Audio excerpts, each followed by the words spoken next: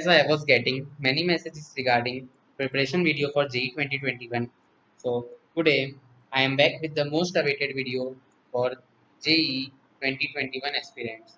So today we are going to discuss plan for JEE aspirants 2020.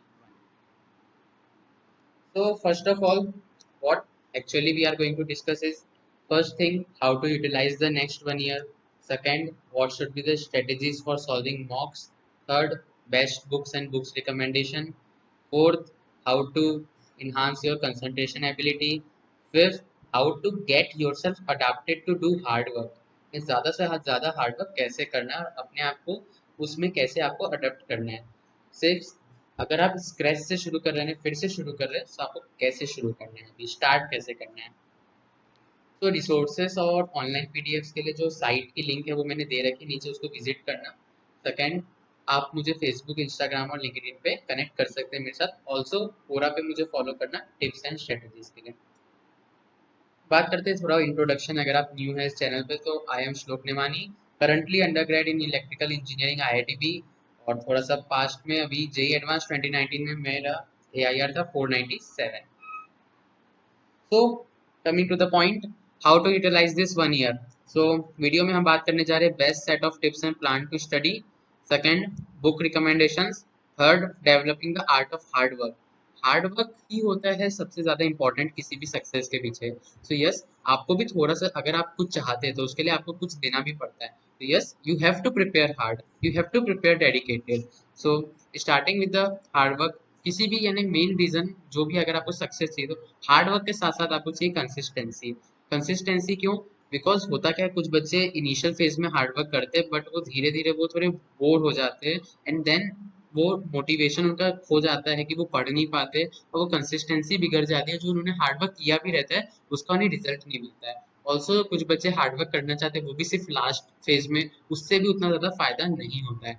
तो सबसे best तरीका यही होगा कि आप कंसिस्टेंट रहे. अभी आपके पास सिर्फ 1 year है और उसमें आपको कंसिस्टेंट रहना है, मोटिवेटेड रहना है. अगर आपका कभी कुछ फॉल डाउन भी होता है, मार्क्स कम होते हैं, कुछ नहीं समझ आता है, तभी भी आपको मोटिवेटेड रहना है, कंसिस्टेंट रहना है. और हर समय आपको सिर्फ एक चीज पे फोकस करना है कि आपका गोल क्या है और गोल के लिए आपको हार्ड वर्क करना है.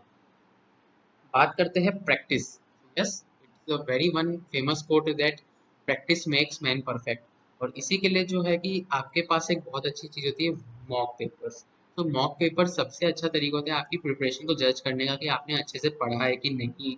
अगर आपकी प्रिपरेशन अच्छे से नहीं हो रही तो वो आप मॉक के थ्रू देख सकते हैं.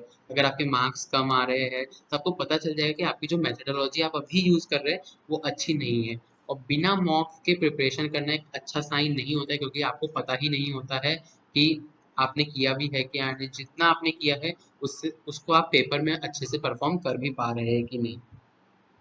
बात करते हैं प्लान की.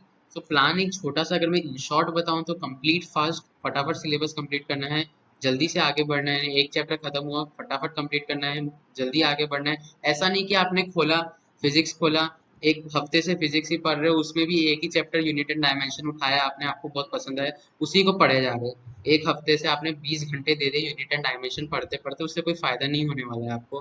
तो आपको करना क्या है, एकदम फटाफट चैप्टर कंप्लीट करना है, आगे बढ़ना है. और क्योंकि हर जो क्वेश्चन है उसका +4 ही वेटेज होता है, ज्यादा से ज्यादा +8. सो ऐसा नहीं है कि आपने बहुत आसान से चैप्टर खोले, यूनिट एंड डायमेंशन आपको बहुत पसंद है, उसी को पढ़े ही जा रहे हैं, उसी के अंदर इतना सारा आपने पूरी डीप थ्योरी पढ़ ली. वैसा अभी आपको बिल्कुल काम नहीं करना है. कंप्लीट फास्ट, आगे बढ़ना है, मॉक्स देने हैं, पार्ट टेस्ट देने हैं, और फिर जो आपको पता चला कि यहाँ आपका हुआ नहीं उसको रिवाइज करना है. एक टाइम टेबल बनाना है. टाइम टेबल की कोशिश करना कि आप हमेशा आगे चले. अगर आपने टाइम टेबल 3 चैप्टर्स का बनाया तो ट्राई टू कंप्लीट 4 चैप्टर्स. फिर उसमें अगले दिन थोड़ा चेंज करना है आपको, या वीकली बेसिस पे भी चेंज कर सकते हैं. फिर उसमें आप 4 चैप्टर्स इंक्लूड कर लीजिए. Then you try to complete 5 chapters. इससे आपकी क्या होगी, स्पीड्स काफी ज्यादा बढ़ जाएगी और इससे इससे आपके अंदर एक हार्ड वर्क का भी एसेंस डेवलप होने लगेगा. बात करते हैं टाइम. तो अभी मैं ये कहूंगा time is enough but less. ऐसा मैं दोनों बातें क्यों कह रहा हूँ, इनफ मैं इसलिए कहूंगा क्योंकि अभी आपके पास पूरा 1 year है. You can set your destiny. आप अपना टारगेट आराम से अचीव कर सकते हैं. अगर आपको 3 डिजिट रैंक भी लाना है तो वो भी आप आराम से अचीव कर सकते हैं अगर आप फुल डेडिकेटेड है. और अपने आप को एक एग्जाम्पल के तौर पे सेट कर सकते हैं बाकी बच्चों के लिए.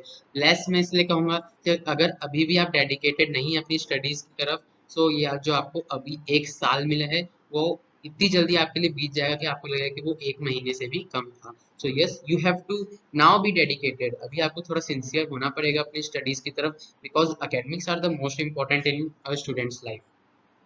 बात करते हैं हम कि बुक्स की। तो बुक्स के लिए मैंने यहाँ पे एक फिजिक्स के लिए 3 बुक लिखी है, H C Verma, D C Pande और इरोडोव प्रोटो। केमिस्ट्री एनसीईआरटी सबसे अच्छी बुक है। एनसीईआरटी अगर आप स्क्रैच से शुरू कर रहे हैं और एनसीईआरटी से पहले कोई और बुक करें तो ये बिल्कुल अच्छा तरीका नहीं रहेगा। Start with NCERT and then move on to other books. Maths के लिए आर डी शर्मा बहुत बच्चे अंडर एस्टिमेट करते हैं, बट अगर आपने अभी स्क्रैच से शुरू किया, आपको ज़्यादा भी नहीं आता है, तो हार्ड क्वेश्चंस करने से अच्छा है कि आप इजी से शुरू करें, और आर डी शर्मा आपके लिए एक बहुत अच्छी बुक हो सकती है। बात करते हैं डायग्राम। मैं डायग्राम इसलिए कह रहा हूँ क्योंकि अभी आके पूरा 1 साल है।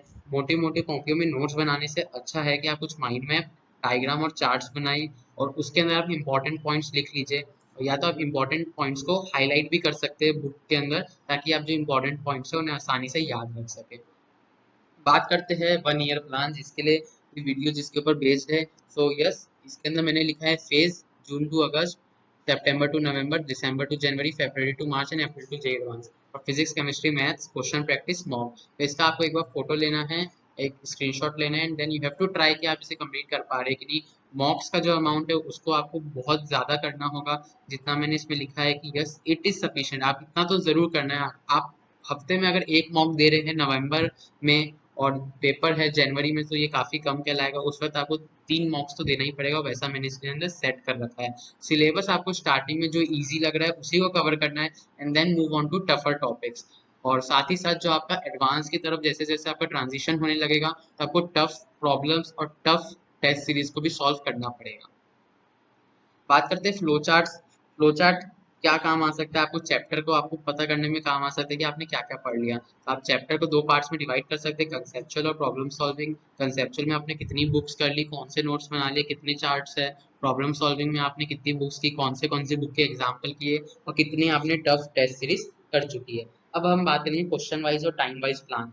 सो फिजिक्स, केमिस्ट्री, मैथ्स के लिए अगर आप डेली अभी 4 आवर्स मैंने सेट किया, ये काफ़ी है। अभी अभी आप स्टार्टिंग में अगर इतना भी पढ़ रहे हो तो yes you can easily raise up easily, यानी बहुत आराम से आपका हो जाएगा सारा सिलेबस। आपको करना क्या है, फिजिक्स के लिए आपको daily 2.5 hours conceptual and 1.5 hours problem practice. साथ ही साथ केमिस्ट्री में ज़्यादा कंसेप्चुअल की तरफ आपको फोकस करना पड़ेगा, मैथ्स में हाफ हाफ यानी 2 आवर्स कंसेप्चुअल। मैथ्स के अंदर ज़्यादा से ज़्यादा पहले इजी प्रॉब्लम सॉल्व करना, उसके बाद धीरे धीरे आप हार्ड पे ट्रांजिट करना। पहले से हार्ड क्वेश्चन सॉल्व करना मैथमेटिक्स में is not a good strategy.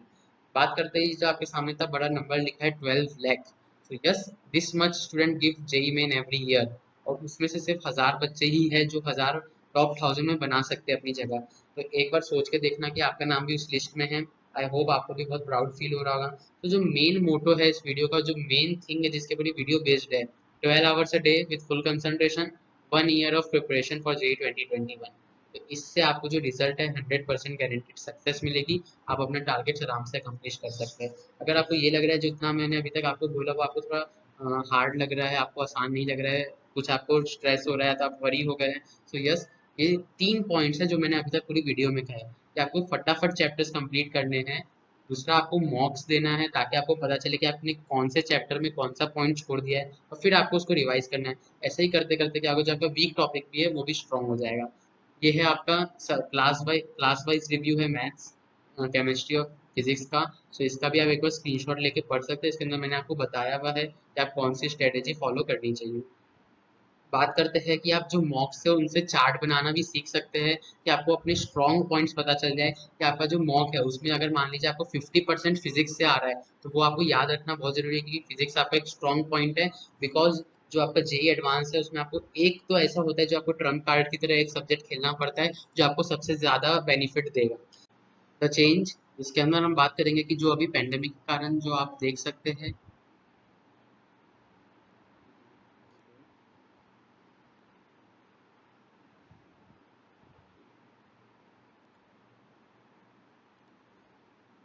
The change because of this pandemic. तो अभी एक विजिबल शिफ्ट है ऑफलाइन स्टडीज की जगह ऑनलाइन प्रिपरेशन में। सो आपके पास भी जितनी आपके पास टेक्नोलॉजी अवेलेबल है उसका आपको जस्टिफाइड यूज करना है।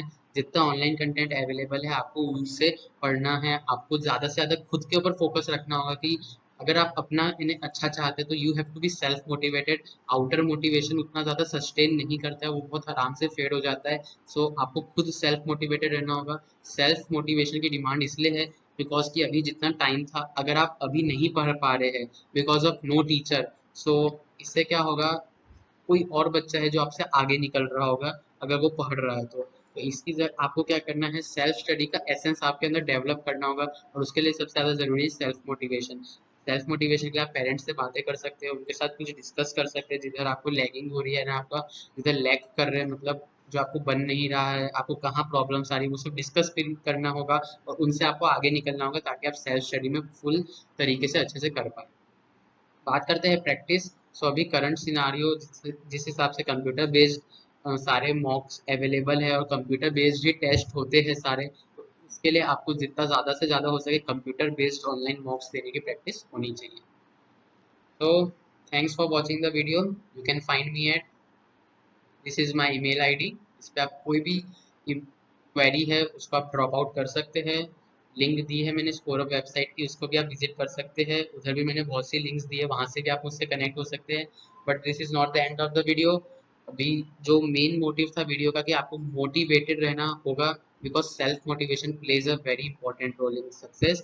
और जितने भी आप टॉपर्स हैं उनको भी आप पूछ सकते हैं, एक बहुत ज़रूरी क्वालिटी जो उनमें पाई जाती है कि वो सेल्फ मोटिवेटेड है। बिकॉज सबसे बड़ी चीज़ होती है आउटर जो मोटिवेशन होता है, वो बहुत कम देर के लिए सस्टेन कर पाता है, वो बहुत आराम से फेड हो जाता है। तो अगर आपके रिजल्ट में उसका बहुत ही कम रोल होता है, जो भी जितना भी आउटर मोटिवेशन, अगर आप खुद से सेल्फ मोटिवेटेड है then only you can go for a big run. यानी जितना ज़्यादा बिग शॉट के लिए अगर आपको बहुत अच्छा करना है, बिग टारगेट है, तो उसके लिए आपको क्या करना होगा, सेल्फ मोटिवेशन आपका सबसे ज़्यादा साथ देगा। तो blog for JEE 2021 aspirants, blog launching होगी अभी 1 जून को। तो it is under the construction, यानी अभी बन रहा है, उसके अंदर मैं लिख रहा हूँ। और stay tune to the channel. Online resources भी मैं अपलोड करने वाला हूँ वो साइट पे। सो उसको भी आप विजिट करते रहना, उसके ऊपर भी वीडियो डालूंगा। Stay tune for more videos, do like and share the video. Thanks for watching. Until new video, prepare hard, stay safe.